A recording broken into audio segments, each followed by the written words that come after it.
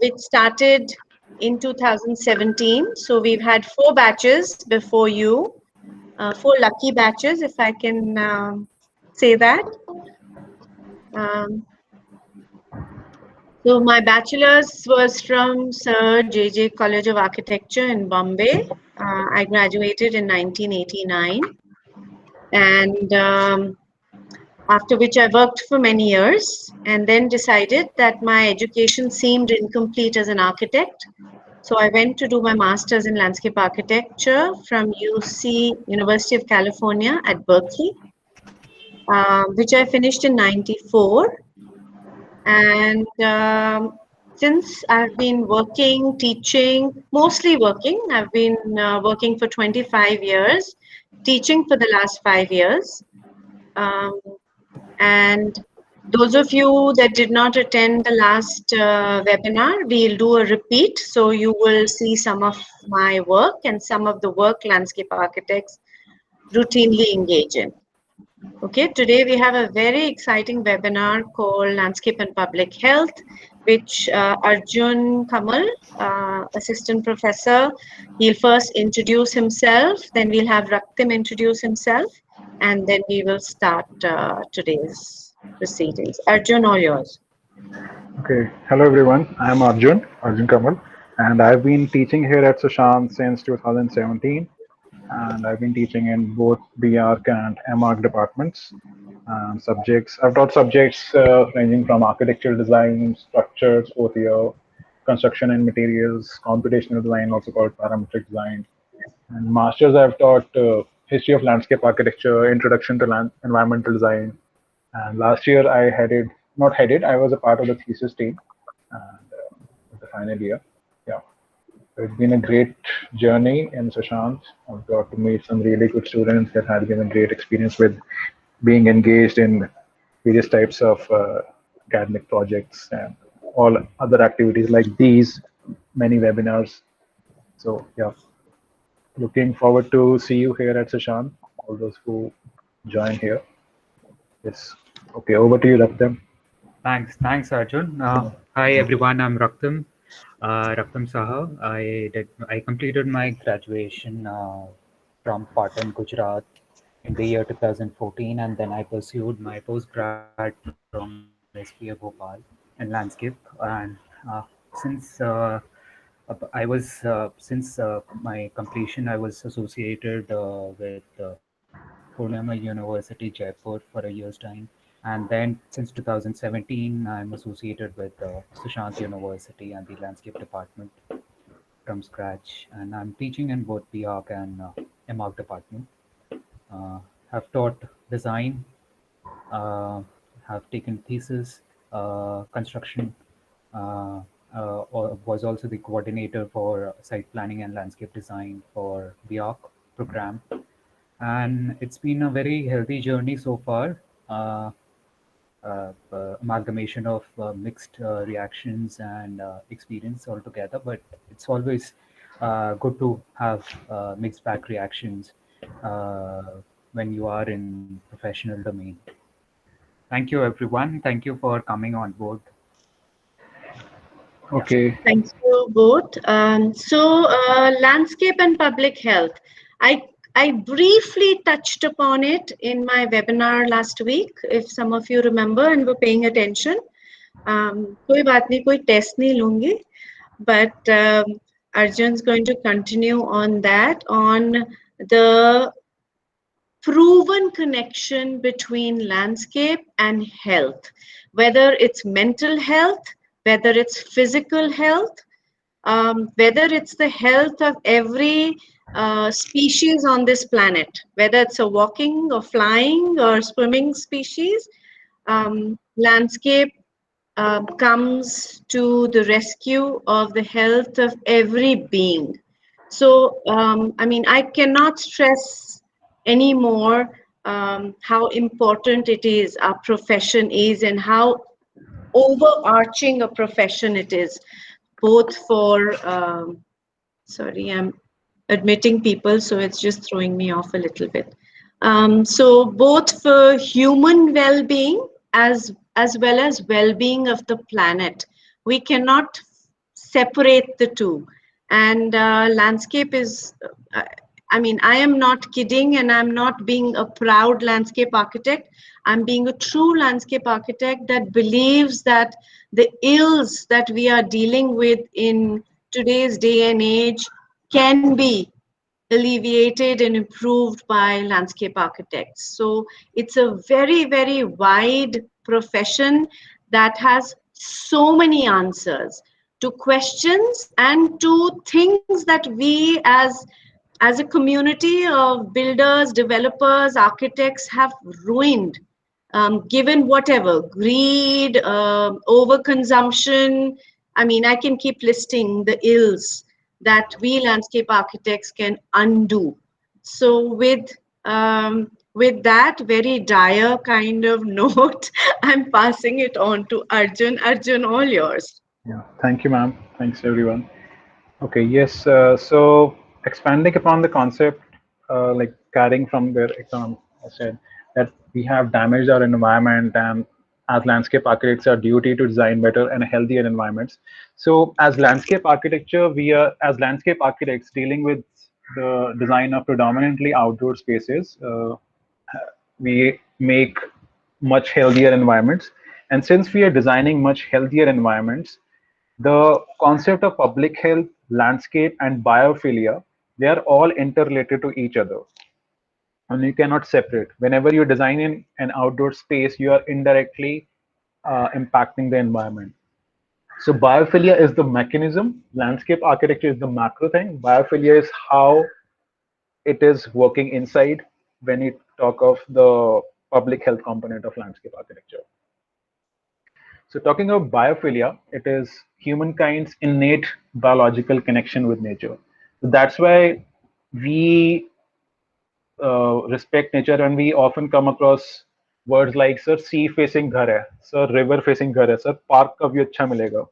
So we are inherently hardwired to respect nature. We are inherently hardwired to uh, draw towards nature. It's our innate biological connection with nature, because as we evolved throughout many years, we were dependent on nature. We are still dependent on nature, although we are still living as urban people. We are living in concrete jungles, but just imagine, we are dependent on nature when it comes to food, when it comes to sun, when it comes to fresh air, which is very imperative today. Fresh air, oxygen. We are facing shortage of oxygen. Yeah. Arjun, am I allowed to just quickly come in just the last time? I promise I won't interrupt again. Yes, sure, sure, But sure. because you mentioned how humans are wired to like nature, there's an Yes. incredible theory that you all might be familiar with called the prospect and refuge theory. This was a theory that was started by a visionary called J. Appleton, who was a geographer.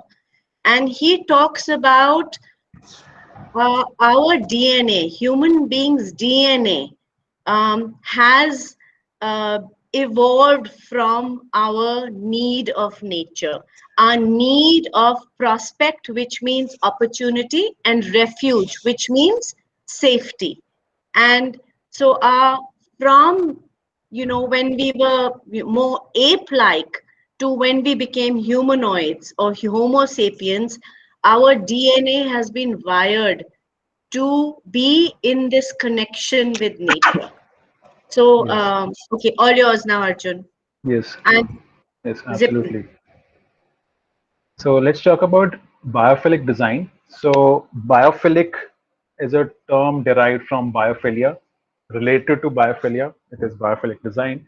It aims to incorporate natural stimuli into our man-made environments to restore, maintain, and enhance our physiological, cognitive, and psychological connections with the natural world. Now, we will be discussing about various principles of biophilic design in this webinar today. So biophilic design can reduce stress, enhance creativity, clarity of thought, improve our well-being, and expedite healing, because it is directly affecting the physiological, psychological well-being of our well-being of ours. So different design considerations for establishing a strong visual connection with nature. So this is a part of biophilic design only. So prioritize real nature over simulated nature and simulated nature over no nature. So if you compare, for example, if you have a view of the mountains, okay, and you do not have a view of mountains. So prioritizing real nature over no nature. And but if you have a natural view of mountains, or if you have just the painting, or you have a large screen where there's changing where there is videos of mountains, rivers, forests being played all across. So compared to both scenarios of a screen where digital videos of mountains is being streamed, and compared to the scenario where real nature is there, so you're prioritizing real nature over simulated nature. Okay, and now comparing two scenarios again, simulated nature over no nature. For example, if you just have a dead wall, or you have a view where, I mean, there is a concrete jungle, nothing special to see there. So in order to replace that concrete jungle from your view, you should have simulated nature. Maybe you can have something similar. You can have videos, or you can have sounds of nature. So this is what this principle means. Next is prioritize biodiversity over area or quantity.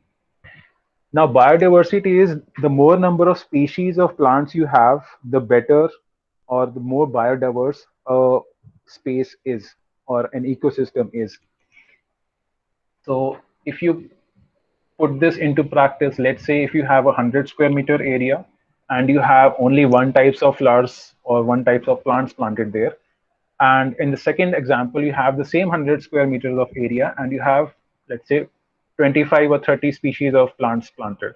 So the second scenario where you have more diverse amount of species planted, that is much more favorable for making a biophilic design, in order to make a biophilic design much more successful model. Also, comparing area or quantity, let's say 50 square meters of multiple species of plants, let's say 50 square meters, and you have 25 species of plants, and you have 120 square meters of just flat lawn, no plants there, only grass. So the first scenario is much more favorable when you are talking in terms of a much more successful biophilic design. Next principle is prioritizing or enabling the exercise opportunities that are in proximity to green space. This is absolutely a no-brainer. So if you're exercising in your terrace versus you're exercising in park. So when you're doing a physical activity in close proximity to nature, so even if you're not in doing exercise in park, you're doing exercise in close proximity to maybe plants, or in your lawn, doing yoga in your lawn, that is a much more successful model of a biophilic design. So because you are in proximity to a green space. Next, design to support a visual connection that can be experienced for at least 5 to 20 minutes per day. Again, it's very self-explanatory. So compared to first scenario where you do not have any visual connection with nature, you're always there in your home, glued to screens, using your phones, laptops, PCs, hardly any connection with outside. At the max, you're going outside for the groceries. Like today, we are confined to our homes. A second better scenario can be, there can be some visual connection. You take a view outside, or you keep your windows open to have a view of greenery, so that it impacts you positively for at least 5 to 20 minutes per day. So it's something. So the second example I'm talking about, you are actively engaging in greenery. You're actively engaging with nature. The other better part can be the design forces this part. Design forces this activity on the user, so that the user is forced to engage with nature. So, for example, if you're walking through the corridor, if the corridor is flanked by dead walls on both sides, versus the second scenario, you're walking through a corridor and you see green courtyard when you're walking through that corridor. So by virtue of designing, you're automatically engaging with biophilic design and making the health of your users much more improved. So visual connections to even small instances of nature can be restorative and particularly relevant for temporary interventions or spaces where real estate floor ground area is limited. Small pockets of lawn or even green roofs or even some small pockets where you have potted plants available, that can be very beneficial to make visual connections in densely populated areas. So this example, like I was talking about the corridors where you have dead wall versus the corridor where you have ample amount of greenery available. So this is a photograph of New York Times building in New York City. So here you have birch tree and moss garden. And it is a carved out space in the middle of the building by which everyone passes as they enter or leave the building.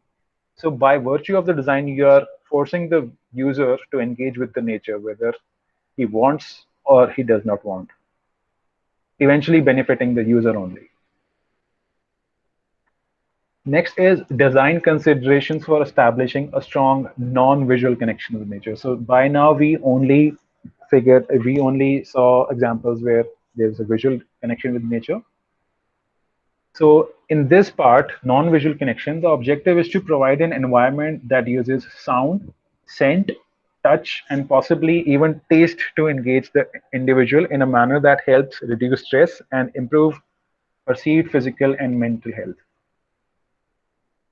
So again, drawing analogy from the previous set of principles, so prioritize nature sounds over urban sounds. So sounds of birds, sounds of rustling leaves, sounds of water, over urban sounds like sounds of machines, sounds of cars, sounds of air conditioner exhausts.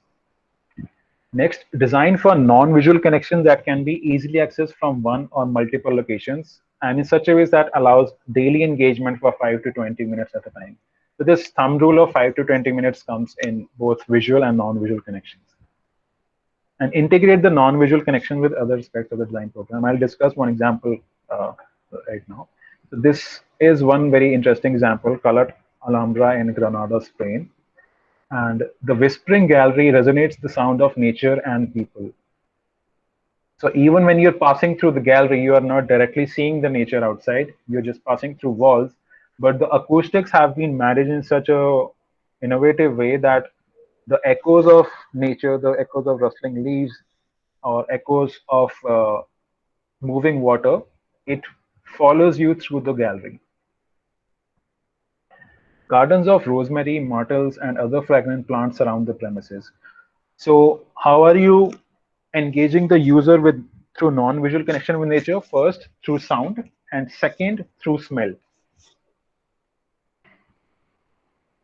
The extensive use of water fountains create a microclimate, and the space sounds and feels cooler. Stone floors and handrails with water channels cool the feet and hands through conductance. The third part now comes. You're cooling the feet of the users who walk through provided they walk barren feet. So talking about the presence of water, a space with good presence of water condition feels compelling and captivating. Fluidity, sound, lighting, proximity, and accessibility each contribute to whether space is stimulating, calming, or both. So this example is of Robert and Arlene Coward Courtyard at Smithsonian American Art Museum in Washington, D.C. So the thin sheet of water reflects light and weather conditions from above and invites passerby to touch. It's a very thin sheet, as you can see. And during the events, the system is drained and seamlessly becomes the part of the floor plane. So when there's a large amount of footfall happening here, this sheet of water is drained. But still, you can see even if there is, when you consider biophilia at a macro level, even if you remove the water, there is good amount of greenery in the form of trees and shrubs, which contribute to the overall biophilic design. Proximity to the nature, visual connection to the nature.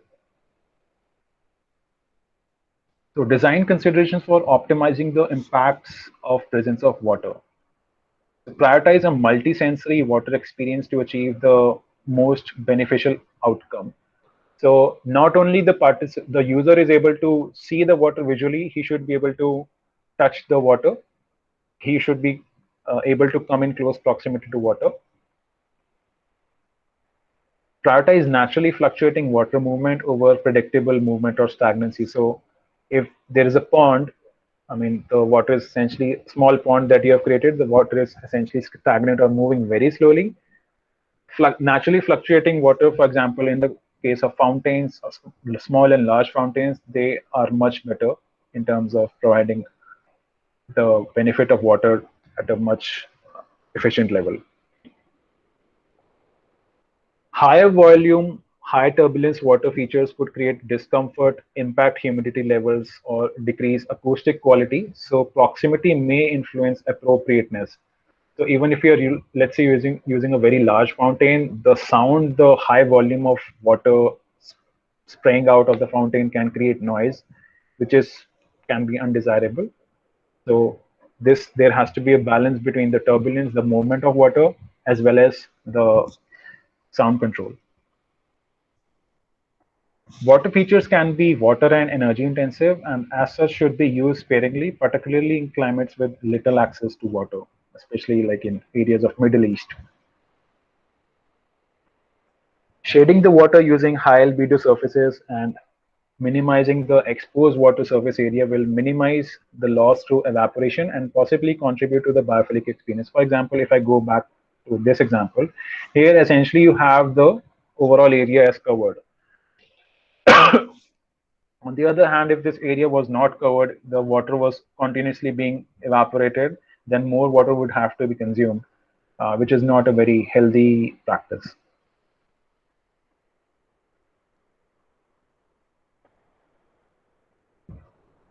Okay, next, after biophilia, we move to healing gardens.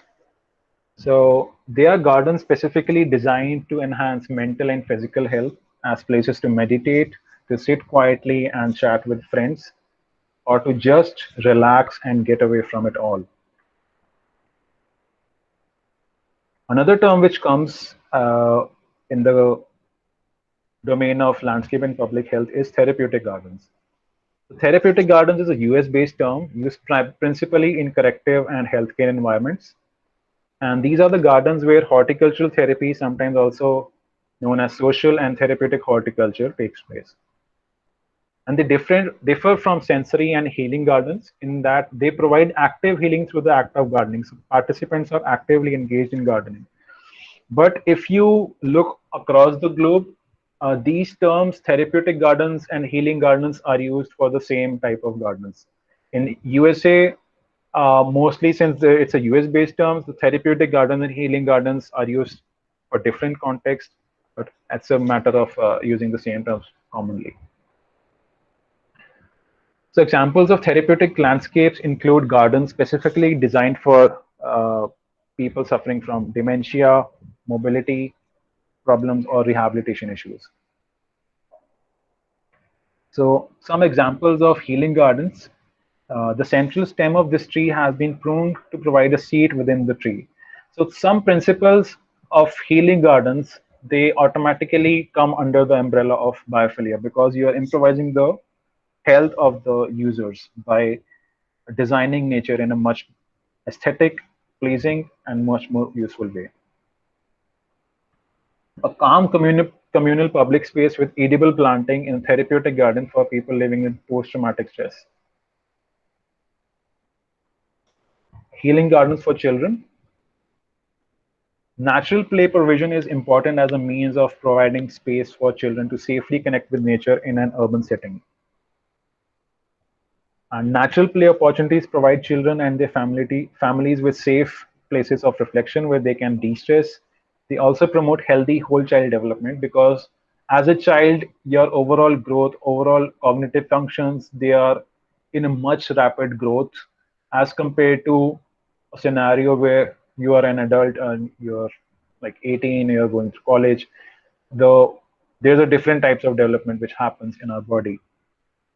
Arjun, So I'm motors, going back on my promise of not interrupting. I'm going to interrupt no, one ma'am, you're quick. absolutely free to interrupt. Your interruption is very Sorry. Yeah. insightful and very knowledgeable. Yeah. Yeah, so I just wanted to say that there has been a proven connection. I don't know if you've heard of this educator. She was a doctor actually. Her name was Maria Montessori. She started the Montessori wing of of junior school education, preschool and junior school. Maria Montessori, and though she was a doctor, a medical doctor, she got into education because she was able to prove that children learn much better in a natural environment. So the Montessori paradigm of education is how the child learns everything outdoors. So she used to have small groups of children, and she started with children who had issues, mental, developmental issues. And by the end of the education that she gave them in the Montessori system, they were able to go back into mainstream education after going through her Montessori education. So, I mean, and this was proved in the 1940s, 50s when she started, and the Montessori type of education is still very, very popular around the world, including in India. And I had actually put my own child in a Montessori school when he was 3 years old, because I was so convinced with her practices and her education system. So what Arjun just said, that cognitive development, that's exactly the proof that Montessori education gave us. Yes. Thank you. All yours. Yes. Okay. So one example of a garden like this, which employs the principles of biophilia and healing gardens, is located at Dell Children Healthcare, Austin. So Dell Children's Medical Center of Texas is a 5 lakh 9,000 square feet, 176 bed facility in the world's first hospital to be awarded LEED Platinum certification, and it's built on 32 acres of brownfield. And the principles and the elements that they have used for healing gardens are familiar plantings. The species are quite familiar, native species. The plants attract birds and butterflies. So you relate this with the concept of biodiversity. So if you come now, I'm just going back to the principles of biophilia and biodiversity. So if you just imagine this place with only one type of plants, so you will have less amount of birds attracted, or probably none, depending upon what plants it is. Uh, if you have multiple variety of plants, you will have multiple insects, multiple species of butterfly attracted to it, multiple species of birds. So you're creating a much healthier and much robust ecosystem. Ornamental plants have been used. Non-toxic and non-injurious planting is very essential uh, when you want your user to get engaged with the plantation, when you want your user to get engaged with nature by the sense of touch, this part, non-toxic and non-injurious planting, is very essential. Soil, of course, sunlight and natural shade, and wind. Since essentially it's constructed in a courtyard, so it acts like a wind catcher. Constructed garden elements: patio, paved walking, seating, landscape lighting, raised beds, shade, water features, electrical outdoor outlet for music and related activities. So all these elements, they add to of course, the overall aesthetic of the landscape space, as well as it also helps in overall well-being of the people who are using this area. You can see that ample amount of play activities, jigsaw pieces on the ground to add to the nostalgia of the add to the to complement the memory of the children who are playing here. So many children, they identify with the jigsaw puzzle, they identify with the bright colors, so that these spaces, they become more inviting to the children who are walking through those areas. Next is healing gardens for adults. Not only children need better environments, adults Like everyone needs better environment. Everyone needs healthy environments. So around the world, as countries are becoming more urbanized, city land values have increased and proportion of people living in apartments and townhouses is rising. At the same time as more people are living in high-rise and multi-dwelling units, more people are living alone. Since you are no more using the ground much more frequently, you are confined to your own apartment. At the max, you exchange glances with people walking through the lobby or through the stairs or in the elevator, but mostly you are living in your own room. Public playgrounds set within central city parks as the places where people go to relax, restore their equilibrium, rest and rejuvenate are an important part of the social fabric of the city. So now we are talking about the city level. If you add places where people can participate in social and recreational activities, then you're automatically making the society a much healthier one. With positive experience of nature, workplace productivity is improved and relationships are also strengthened. So as we have learned throughout various slides, that nature alleviates, right? I mean, it reduces your stress. It makes you a much calmer person. If you are continuously engaged with nature, it impacts your health positively. It automatically improves your productivity because, as we all know, that a healthier person is much more productive as compared to a non-healthy person. Then But homes this and is not local, just physical health. This is yes, also mental well-being. yes, physical and both mental well-being. When home and local urban spaces do not adequately support the population's biophilic need, health spas and eco resorts are desirable. So this comes with the terms and conditions applies, a small hidden star that these types of health spas and eco resorts, although are good, they are useful, but they are mostly used by a very small set of society, upper class people who can afford to live in these health spas. But nevertheless, these facilities definitely uh, have a positive impact. But compared to the scenario where green space is easily accessible without any discrimination or without any uh,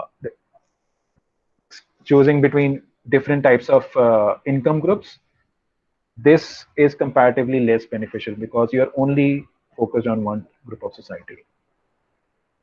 So eco resort provides an accommodation in a natural setting. Next, healing gardens for stressed executives. So now, of course, the healing gardens have more or less the same elements. Now we are comparing of how the healing garden impacts a typical traditional commuter stress cycle. So we start right from here. We are at home, and then we go to our parking. We get into the car. Then we go to the office building. We park our car in potentially underground parking. And then we reach the office. We work there. We spend some time. Then again, office gets over. We get back to the car. We walk. We commute through roads. We commute through traffic. We get home tired. We sleep, and then we wake up. Then we go to the car, and the cycle continues. So there is no opportunity to engage with nature on the route to and from the workplace. Of course, you can argue that sir Saturday weekends पे भी तो हो सकता है कि park he can engage with the nature on weekend, but see it on a much more uh, uh, I mean, when you put the numbers, he's spending most of the time on work. Most of the days, like Monday to Fridays or sometimes even Saturdays, he's spending most of the time on in office and lesser time at home. So this commuter stress cycle needs to be redesigned. So stressed executives need environmental support such as convenient, attractive spaces to connect with nature, close to office, or even within the office. If it can be done, it's really good. Design options such as open stairways and active transport route from home to office that facilitate an active, healthy lifestyle. Now, this depends on where the person is living. Convivial, which means a much more something which is something which brings joy to the user. enclosed and open public spaces where colleagues and friends can meet informally away from the office. All these types of spaces should be either present within the office or near to the office campuses. So when we add the component of nature, how does this commuter stress cycle works eventually? So now the commuter stress cycle becomes the nature connection commuter cycle when active transport and public transport are utilized. So it cannot happen in isolation. You make a green pocket in the office, but eventually he's engaging with nature at office, but eventually then he's going through the hectic traffic where hardly any nature is there. He's confined in a cage of metal and glass, and he's passing through the same road which where other people are confined in their own cages of metal and glass, which is eventually their automobiles. So home, while walking from home to the nearest bus stop or train station, there's an experience of nature. So this is talking specifically to the urban design or landscape architecture at an urban level. You're adding a nature pockets of nature where the user is directly engaging with the nature through the circulation. Then avenue plantings, green spaces, green pockets, small gardens are available throughout the route. Although, of course, it's not possible that every route has green pockets, but avenue plantation can definitely help in adding the component of nature in the commuter stress cycle, thereby reducing the stress during the commutes. Now, this also comes with a rider. When you talk of train, you may say, "Okay, sir, underground train mein kaise nature you can simulate." So, when you talk of the concept of biophilia, you can have digitized digital videos of nature playing inside the metros.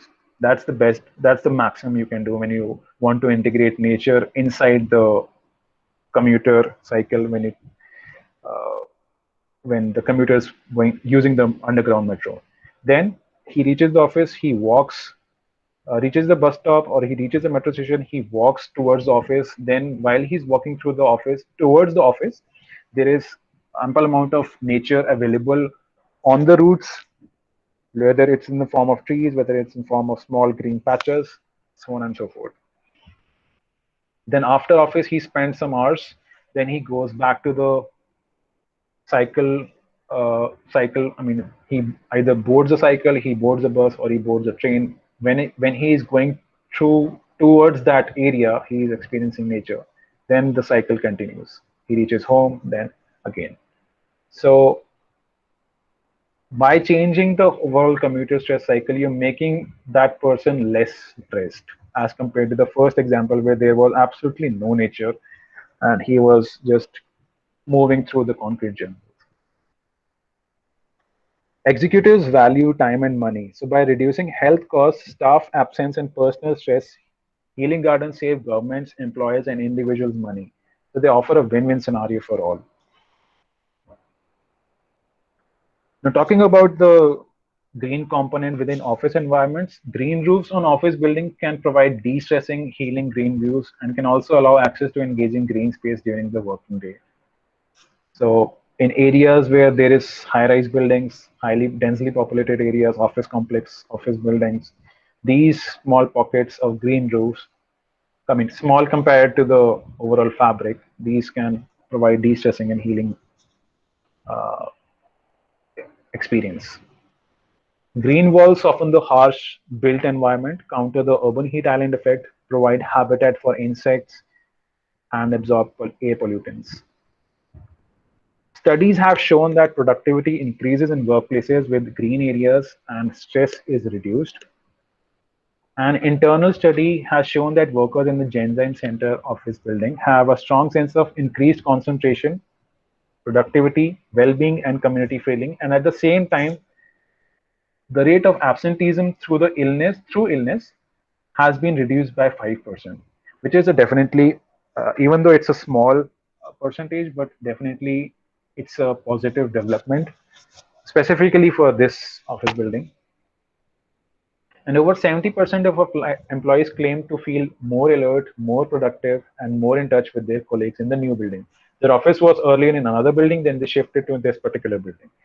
So a survey was done in which the 70% of employees claim to feel more alert, more productive.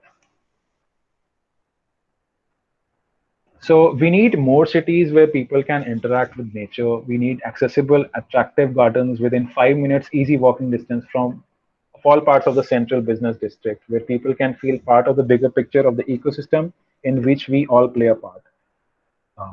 And all these spaces, they add to the positive development of health of the people. Another important part of adding nature to the overall fabric of our cities, especially urban environments. Residential gardens have the opportunity to support the mental and physical health of their owners and families after working hours on a daily basis. So again, uh, a tired worker, a tired person coming from job, he is passing through through this area, and he's entering into the house. Now compare that to a scenario where this all green part is absent, and he's just walking and he's going inside the room. Versus he's coming here, he's looking at the greenery, he's pausing, he just goes around like this, he touches the water. Or maybe we have a habit of rustling, passing our palms through the hedges when we walk. We just play with the leaves and then we walk. This has often been seen in college campuses when you have, I think most of you have done this, provided there was a hedge in your college campus. You put your arm across the hedge and then you kept walking. So why do we do that? We feel very happy while doing that. The texture of the leaf, the texture of the hedge, it is pleasing to our senses. Okay, public health and landscape creating healthy spaces. This is a document released by Landscape Institute UK. So they underlined some very important principles. They stated that healthy places improve air, water, and soil quality, incorporating measures that help us to adapt to and where possible mitigate climate change. Healthy places can overcome health inequalities and promote healthy lifestyles.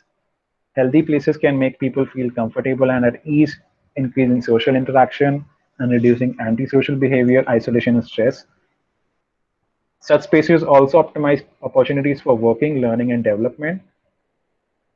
And these spaces are restorative, uplifting, and healing for both physical and mental health conditions. So very interesting infographic was given in this document. So when we talk of nature at a macro level, so nature, it affects the built environment, which is building, places, and parks within the built environment. All these built environment, it affects the activities such as working, shopping, moving, how we move, how we shop, and how we work. It is going to affect the local economy. So it is like a chain reaction. It is like a one part is influencing the another part is influencing another. So as we reach local economy, now local economy, it is going to affect the social capital. It is going to affect the community, and in turn, the lifestyle, the diet, physical activity of the people is going to get affected. So all these ribbons, all these factors, they contribute to the positive health and well-being of the people.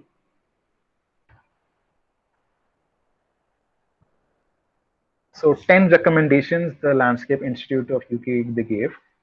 Some part will have the terminologies of London and in England, but the principles, the recommendations, they apply to any country.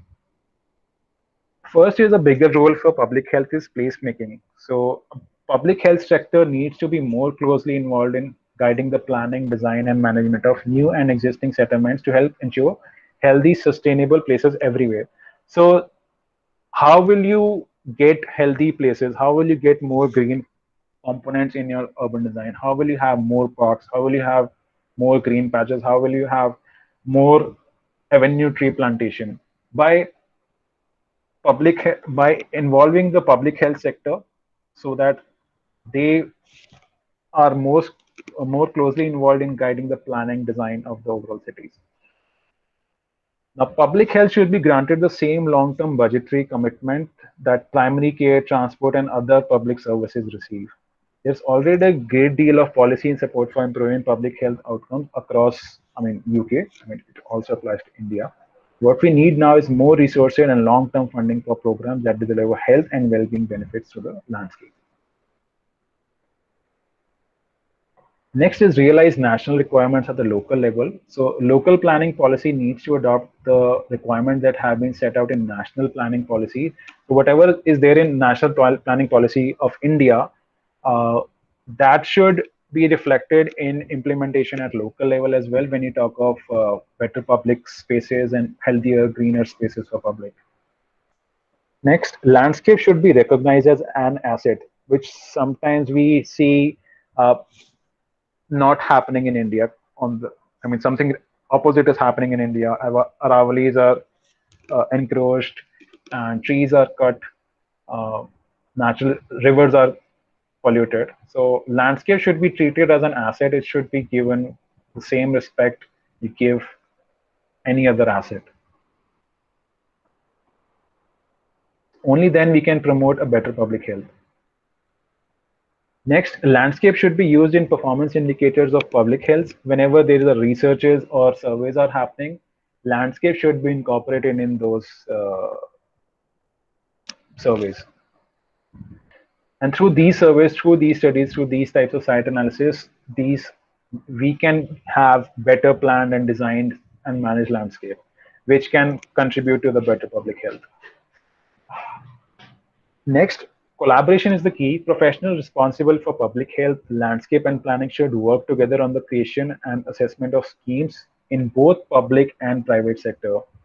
So we as urban designers or as landscape architects, we need to collaborate with bodies which are working at a public level. We need to get involved with the civic bodies. We need to get involved with municipal committees. We need to get involved with the municipal corporations. And we also need to get involved with the resident welfare associations to promote public health in forms of better landscape development. So recognize the multifunctional benefit that landscape offers. Public health and planning professionals should recognize the multifunctional nature of landscape and its potential to offer positive public health outcomes. So this is something related to the awareness of landscape, which is there in our society. Most of the people, even in India today, they associate landscape architecture. Okay, this is something related to plants, but landscape plants, they only occupy a very tiny part of landscape architecture. It's much beyond that. So as talked in previous point, point discussed earlier, that landscape should be recognized as an asset. It should be seen as something which is going to provide multifunctional benefits to people. It is going to impact their health. It is going to impact their social well-being. It is going to impact the economy at a larger scale, which has like a trickle-down effect of everything. Use health impact assessments. So landscape professionals should make use of tools such as health impact assessments to assess the ways in which their projects can contribute towards positive health outcomes. Regularly conducting surveys about how people are feeling in a particular space, it is very essential. Particular outdoor space, particular green space, it is very essential to have better site analysis and to make much more informed decisions while designing your cities. Ensure community buy-in. Landscape professionals should use an inclusive participatory design process to ensure greatest possible buy-in from key stakeholders. So whenever designing a street, redesigning a public space, redesigning an outdoor space, the surveys from key stakeholders, for example, the people who have their shops, people who are visiting there, whether it is, and people from all age groups. It's not necessarily people from like 18 to 35 or 18 to 45, which are much more actively seen outside. They are going to be have their say. Even senior citizens, women, children of all age groups should be given a chance to participate in the program where their viewpoints are considered. Further funded research is needed to fill key evidence gaps such as post-occupancy evaluation. So after a space is designed, we don't conduct surveys. Usually in India, it hardly happens. We only conduct surveys before a space is to be designed. But after a space is designed, the dynamics totally change because a space is not there in isolation. A space is impacting other spaces as well. People are not going to use your space only, they are using your space in conjunction with all the other spaces. So when the dynamics change, the post occupancy evaluation comes into play, which is very crucial for making better design decisions later on. Thank you. And you can follow us on Facebook. We have our Facebook page, facebook.com/rethink 2018. We post regular updates. Students post their work. You can also go through our albums where we have posted student works of last time, of previous years. And we are also there on Instagram. You can get regular updates about our activities, our engagement with the community.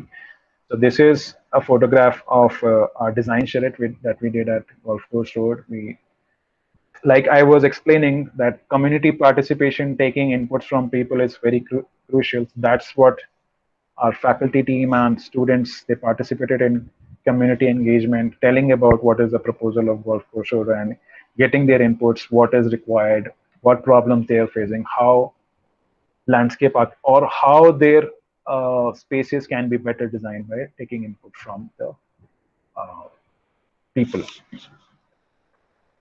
Our next webinar will be held on 21st May, and it is titled as Curriculum Design SAA's MArch-LA. Like Ekta ma'am will describe much more about it. Yeah, over to you, Ekta ma'am. Yeah, so thank you, Arjun. Fantastic Thanks, presentation, and I hope everybody enjoyed it. I mean, the sky is the limit. If I were to ask you to place this aspect of landscape architecture on a sheet of paper, which is all about landscape architecture, it would only take up 1 square inch. Think of it, landscape architecture has evolved into a profession that is almost all encompassing. We touch the lives of everybody and everything. So I can't tell you how important a profession it is. As a matter of fact, the rest of the world has recognized landscape architecture having even more value than architecture, planning, urban design, because it has all these positive attributes that improve livability. And what is wrong in India? It is that livability factor that has gone haywire. We don't care about the experience of every citizen of a city anymore. So I think landscape architecture will set the balance right and contribute towards the health and well-being of ours, as well as every critter that crawls on the ground, every bird that flies in the air, right? I mean, we have to believe that. So we have to feel empowered. So our next webinar, as I told you last time, will be so that you all know what all we are teaching in the 2 years program. So we are going to go through the nuts and bolts of our curriculum and how it was designed and why it was designed a certain way. So please do join us for it. And I just want to finish Arjun's webinar of health and landscape architecture by saying, the world has recognized the value of landscape architecture and open spaces and green spaces. The World Health Organization has come up with a figure that for every citizen, there needs to be X number of square meters of green open space. I mean, they have come up with that figure. I mean, the rest of the world has, improved upon that figure tenfold. But in India, sadly, we've not even reached that minimum standard of the figure. So I think we need to take our profession really seriously in terms of what we can do and what we can achieve and what is the need of the hour. We are the need of the hour. I might sound pompous and proud of being a landscape architect, but I truly believe that. Okay. Any questions to Arjun, me, Raktim? Please go ahead.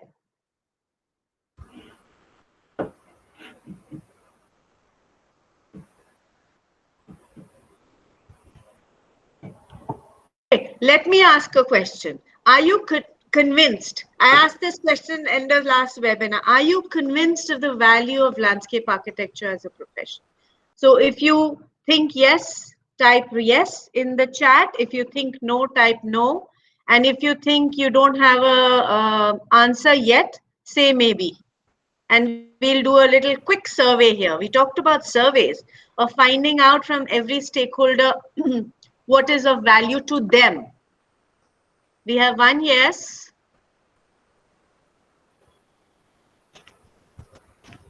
We have 2 yeses, 3 yeses,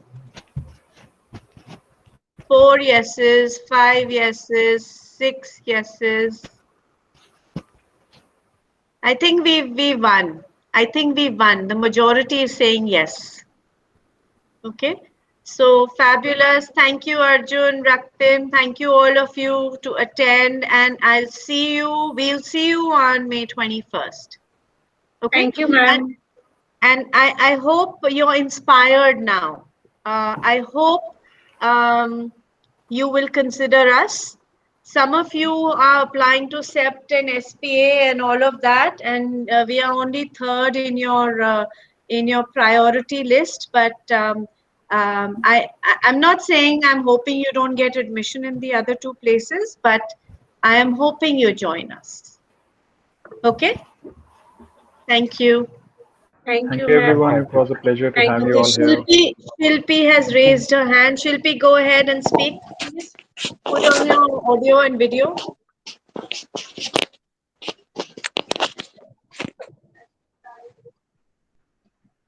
Shilpi?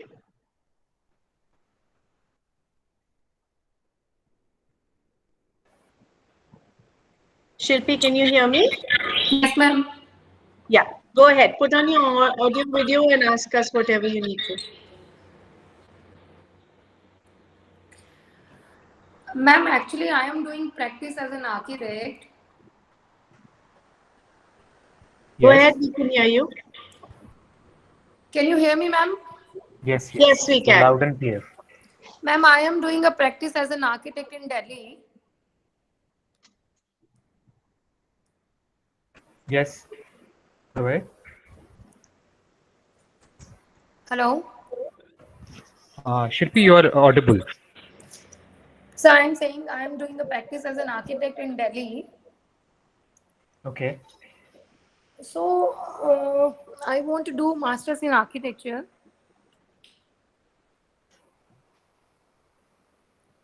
So my question is this, like as a landscape architect, what we can do in Delhi?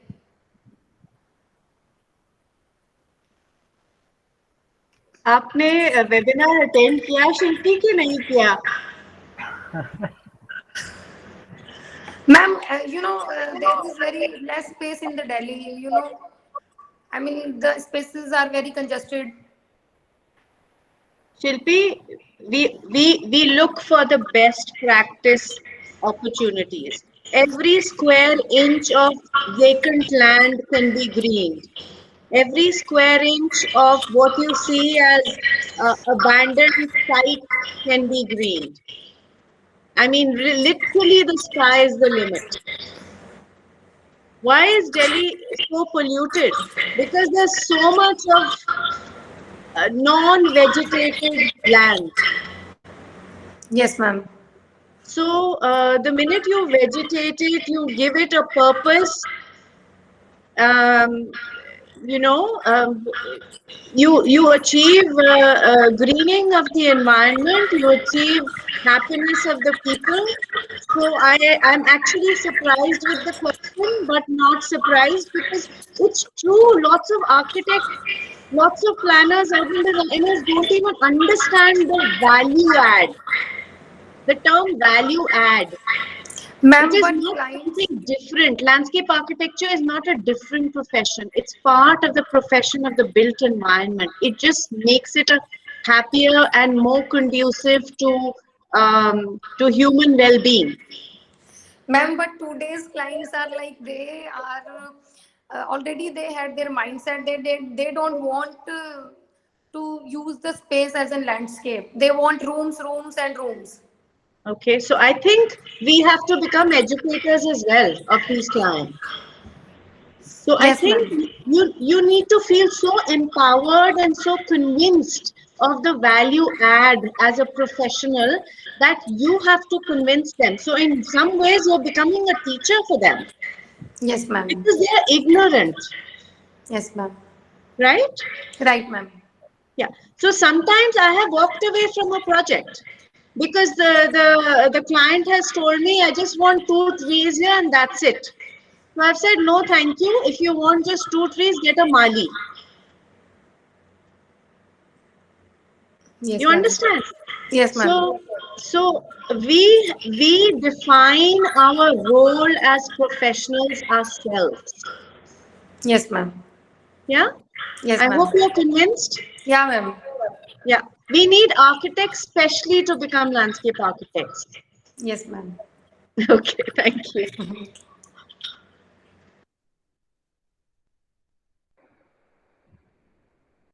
Any other questions? Any other comments?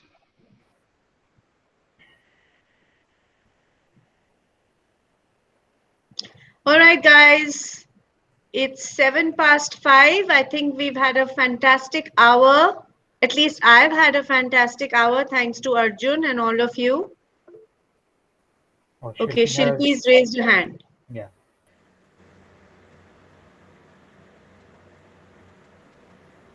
I like Shilpi? this section. Sorry, Shilpi? I also like this section, ma'am. Thanks a lot. You're welcome. You're welcome. So we hope to see you in the program. Shyanshu, you want to say something? I like the section, ma'am. Thank you. This is my first landscape webinar. Oh, wonderful, wonderful. We hope you join us again and then we'll see you in the Yeah, program. sure, ma'am. I'll join on 21st May. All right. Thank you, guys. Thank you. Thank you, ma'am. Thank you, ma'am. I like the Thank session you. too. Thank Thank you. you. Thank you, Shobna. Thank you. Bye-bye. Bye. Thank you, ma'am. Bye. Thank you.